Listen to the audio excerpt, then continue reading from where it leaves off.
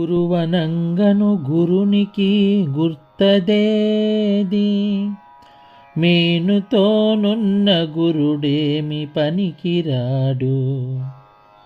మేను లేకున్నరుగు వెవరో ముక్తి తెలుపు, కల్పనాతీత యోగాత్మ కేవలాత్మ.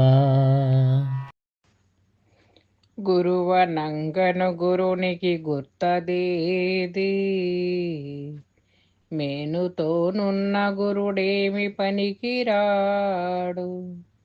మేను లేకొన్నరుగువెవరో ముక్తి తెలుపు, కల్పనాతీత యోగాత్మ కేవలాత్మ. జై గురుదేవా. శ్రీ గురు బాలరామస్వాముల వారిచే విరచితమైన కేవలాత్మ శతకం 89వ పద్యం. ఇక్కడ గురువు అంటే ఎవరు అనే విషయాన్ని ఇంకా చెప్పాలి అంటే ఎలా తెలుసుకోవాలి గురువును? గురువు కానవస్తాడా? గుర్తుందా గురువుకు? అందుకే అంటున్నారు ఆ మహనీయులు, గురువనంగను గురునికి గుర్తదేది. గురువు అనేది మన బాల్యం నుంచి కూడా మనం మాతృదేవో భవ, పితృదేవో భవ, ఆచార్య దేవో భవ అనేటువంటివి వింటూ ఉన్నాం. అసలు గురువు అంటే ఎవరు? గుణరూపరహితుడు గురువు అని నిర్వచనం. అంధకారాన్ని తొలగించేవారు గురువు అని ఆర్యోక్తి.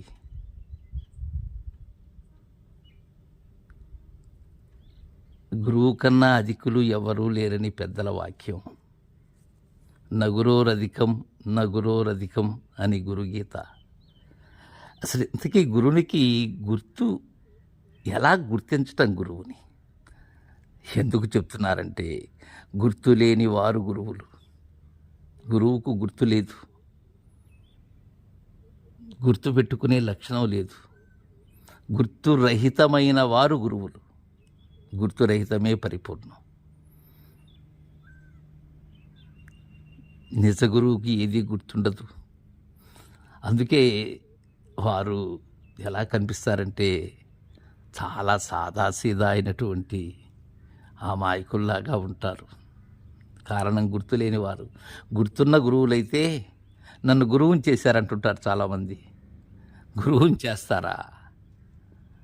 గురువుని చేయటం సాధ్యమా? ఇంకా కొందరైతే నేను గురువుని అనుకుంటుంటారు. అహం గురువా?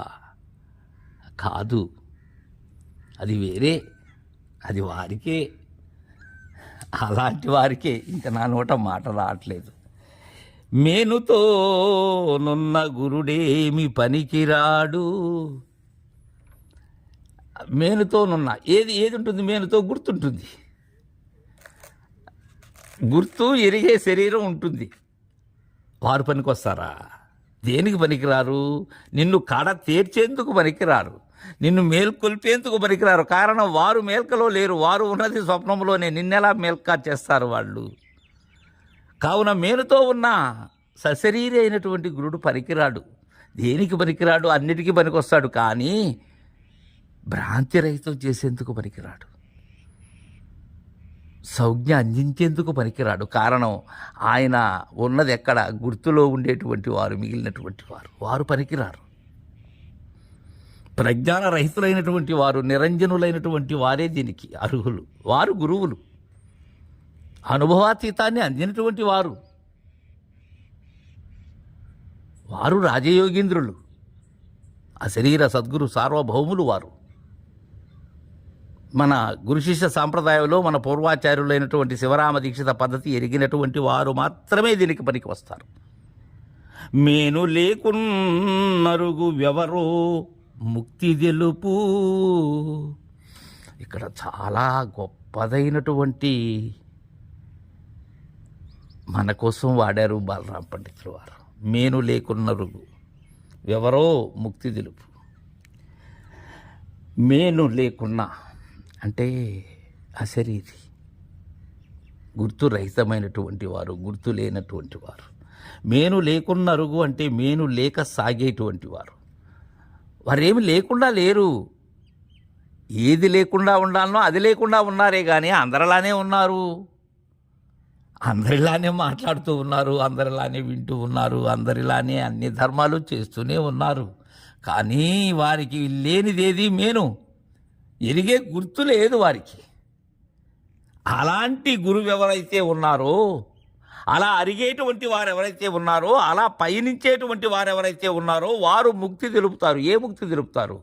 గుర్తు రహితమైనటువంటిది ఏదో అది ముక్తి. మోక్షాపేక్ష కాదు ఇక్కడ. అందుకే కృష్ణప్రభువులు రోసితి మోక్షాధ్యపేక్షను అంటారు. ఇక్కడ ఆ మోక్షం కాదు, ముక్తి, నా విడుపు, నేను లేనిది అది తెలుపుతారు. కల్పనాతీత యోగాత్మ కేవలాత్మ. జయ గురుదేవా.